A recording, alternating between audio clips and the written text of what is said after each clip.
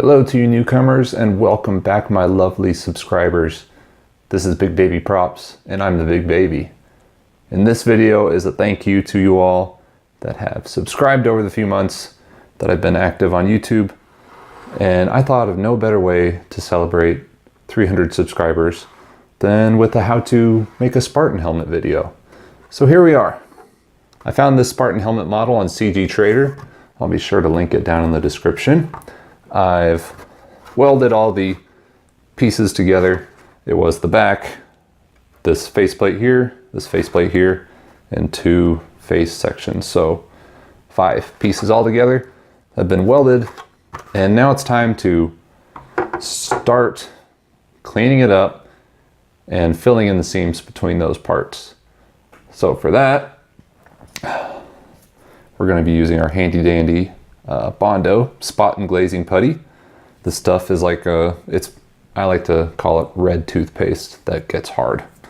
Basically, we're going to lay it over the seams, and over the course of a few hours, it's going to harden, and then we'll be able to sand it away, and what will be left should be a flat surface, and you shouldn't be able to tell where the seams are. Now, we're going to be using this stuff, Rust-Oleum filler primer, to sort of smooth out the print lines. So you probably can't see it from that far away, but if you look really closely, you can see the layer lines from where it was 3D printed, and we will try and hide those as best we can. So this stuff is like an extra thick spray paint. Smells awful, like don't use it inside like I used to. But you basically spray it on all around the helmet, give it around 2 or 3 good coats, and then we'll sand and sand and sand. So let's get to it. I've got a nice little glove here that I like to use to finger on that bondo, because you really don't want this stuff on your hands. So we will just find that seam line and give it a nice chunky coating.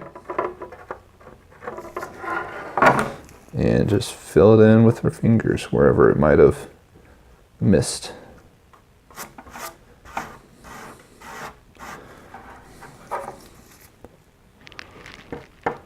The layer lines are also pretty bad over here, so I'm just going to apply a little bit more and spread it around so that we don't have to use as much of the filler primer as we normally would have to. Over here now, after this hardens, we will sand it, and we might have to do 1 or 2 more applications of the bondo, but that's okay because perfection is what we're going for here.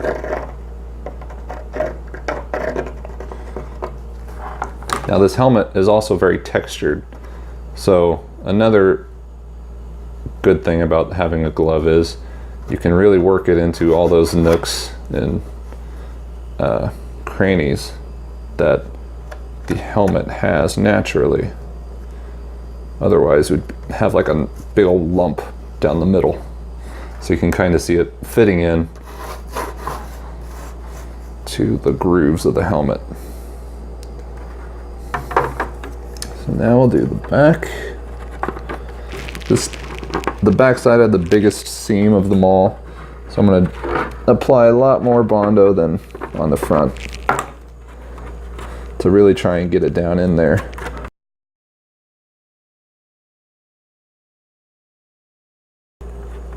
Alright, now the other side.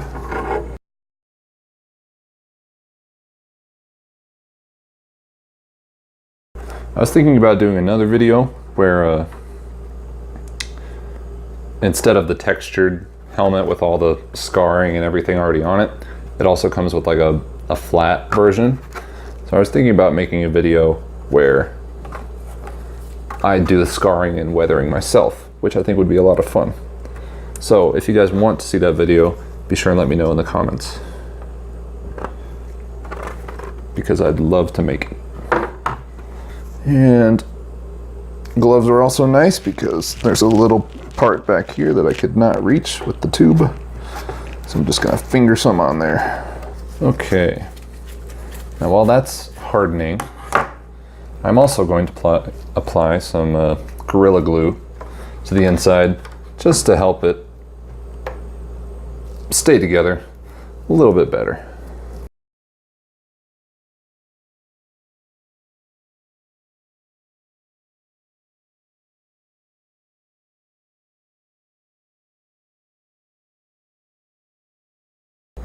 All right, next I'm going to take it outside, give it a good filler priming, because if I do it in here, my girlfriend will kill me. So I'll be right back. Okay, now that we've got the entire helmet assembled and we added our bondo and our filler primer over here around the entire helmet, it's time to start sanding and smoothing out some of these 3D printer lines. So I added some bondo in some more areas, especially where the printer lines were very high, like around here. And then I added some more filler primer over it just to smooth it out a little bit more before we start sanding. But now that we're ready to sand, I've got a new little rectangle here of 150 grit sandpaper. That's basically my starting point for most of my sanding. It's gritty enough so that it takes away some of the filler primer and bondo, but it's not so low grit that it can damage the plastic. So what we're going to do is just start sanding the entire thing using our microfiber cloth to kind of clean out all the dust that's going to come flying off of it. And then after we're done sanding, we can lay down our base coating of black. So let's get to it.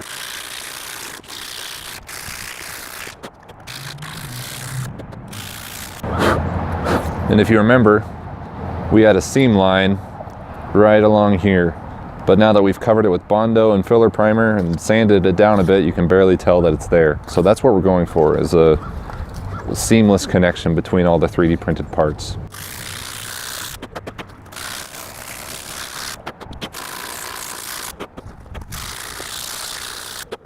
And really, you could do this process as many times as you like. I might get finished and I might notice a few printer lines are still showing somewhere, or maybe a seam isn't as smooth. It's all up to you how far you take this. I might do another coating of filler primer and sand again, but only if I find some real flaws with it. Otherwise, some of the paint will cover up some of the printer lines, not all of them, but get as smooth as you're comfortable with. So don't feel bad if you feel like you need to re-primer, re-bondo again, because it does happen.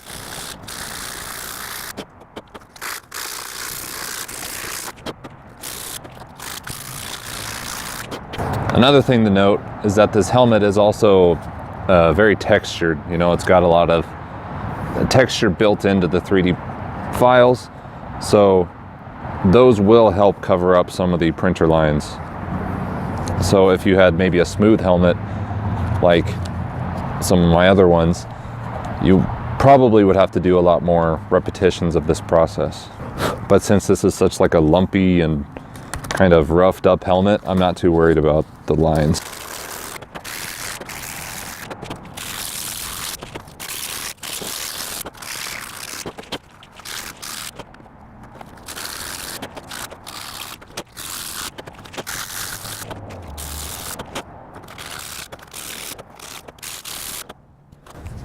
Okay, that looks pretty good. I'll just wipe it down. And we're only going to use the 150 grit sandpaper since, like I said, this helmet is very textured and has a lot of details built onto the helmet, so it's not meant to be very smooth. So 150 grit should do the trick. So now what we're going to do is apply our black base coating. This is going to cover the entire helmet, and when we go to paint the thing gold, we're going to paint it in a way so that some of the details, like in some of these deep cuts, they remain black, and that's going to give us a great finish, make it look really worn and kind of older than it really is. So let's just paint this whole thing, and we'll let it dry before we start painting on the gold coats.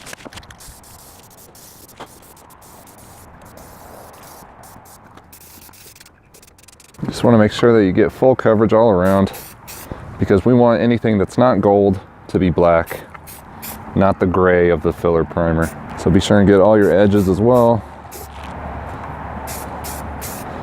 Maybe a little bit on the inside, just so that it looks uniform in color all around. Okay, so I'm gonna let this dry, and then our next step will be to paint the thing gold. Okay guys, the helmet has dried off. It is now completely black around the outside.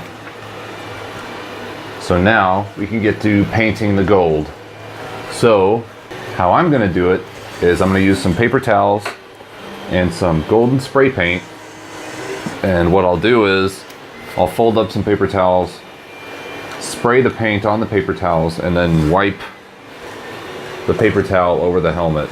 This is going to give it a good uneven texture, and it's going to work very well with how textured the helmet already is.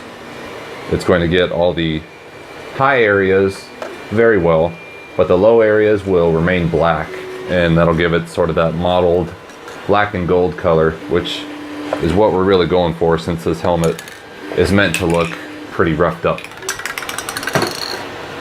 So I would definitely recommend wearing gloves for this so that you don't get your hands all dirty. I typically only need 2 rectangles for this, so sure and give your rattle can a good rattling before you start painting. And then just add a decent amount onto it. And you want to act quickly, otherwise the paint will dry first. So just wipe it on there.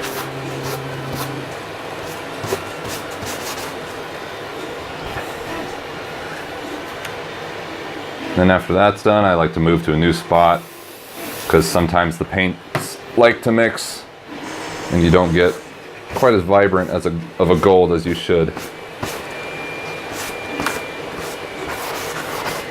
So we're just wiping it on. You can start to see some of the golden areas, like especially on the nose there, are all recessed and they're still black. So let's keep moving.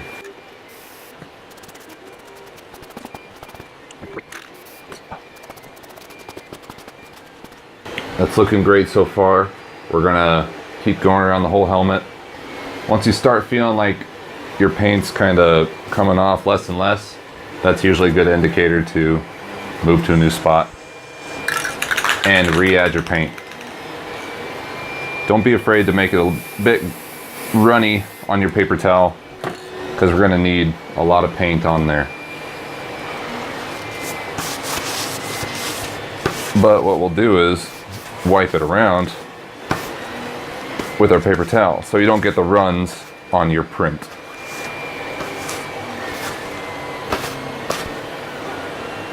That's looking really good, guys.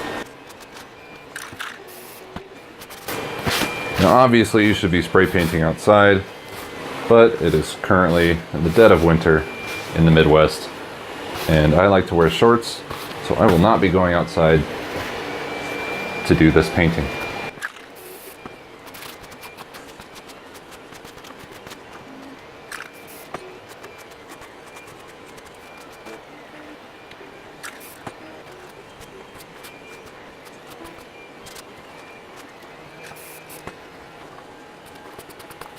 Now you definitely don't want to overdo it at this stage, so I think I'm going to call that good. So just take a look at this, guys. It's got gold plating, or at least it looks like it, all around, and like some of these deep cuts that were part of the texture, those are still black, and you can see little splotches of black all around the helmet, which is really the look that we're going for. I think it just turned out great. So we're going to let this dry just a little bit, and then we need a mohawk. So for that, I've got a big broom. I'm going to cut off all the bristles on here, and I think I'm going to go with black for the bristles. So I'm going to paint all the bristles black, and then we can start inserting them into this mohawk. If you looked closely, you might have saw some white stuff in there. That is toilet paper stuffed in there, because these bristles they're long, but not as long as I would like. So I kind of just stuffed some toilet paper in there so we don't have to go all the way down through the depth of the mohawk. So we're gonna let this dry. I'm going to cut off all the bristles on here, spray paint them black, and then we can start working on getting them stuck in. So I tried to get the bristles painted as best as I could, but it was getting kind of tedious to just kind of spray some, then roll it over, then spray it again and roll it over again, and it was kind of hard to paint like, I don't know, 5,000 bristles and make sure that they each have complete coverage. So what I think I'm gonna do is just fit them all inside and then maybe make a barrier around it so that I can just spray paint the mohawk while it's actually attached to the helmet. So we're gonna go ahead and attach the partially painted bristles to the helmet, and with that we're just gonna use a hot glue gun, since on most brooms they like fray one of the ends, so it's better for sweeping up stuff and dirt. So we're gonna put that side down into our helmet, and the hot glue is gonna bind, or it should bind to it really well, because it's all frayed and it's got a lot more surface area for the glue to stick to. So I am just going to squirt some in on both sides. We'll see how well it holds together. Just gonna try and get them all in the center and just kind of press them down in there. We can cut away any extra stragglers or any strays later on.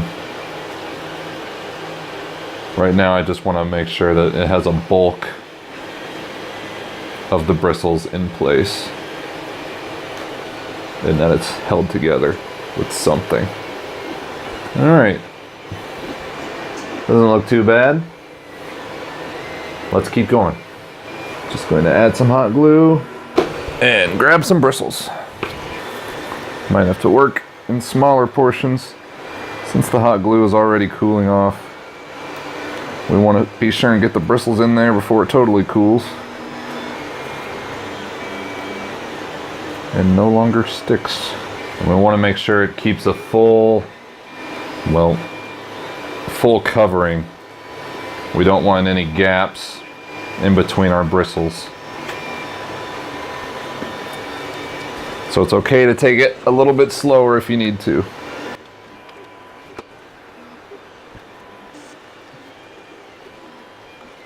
You want to try and keep them as perpendicular to the helmet as possible so that they're not leaning forward all the way.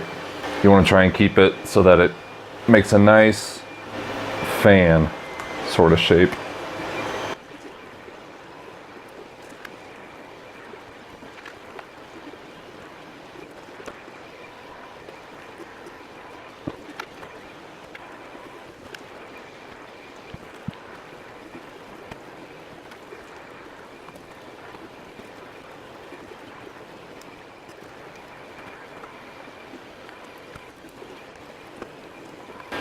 So here we are, we've got the mohawk finished.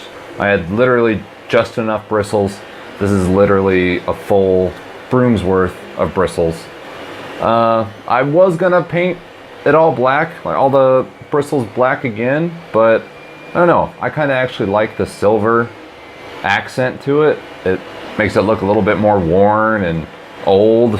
So I think I'm gonna leave it like this, but let me know if you guys want me to paint it black down in the comments. I might consider it. This is gonna be a great decorative piece at my office at work. So again, I hope you guys enjoyed the video.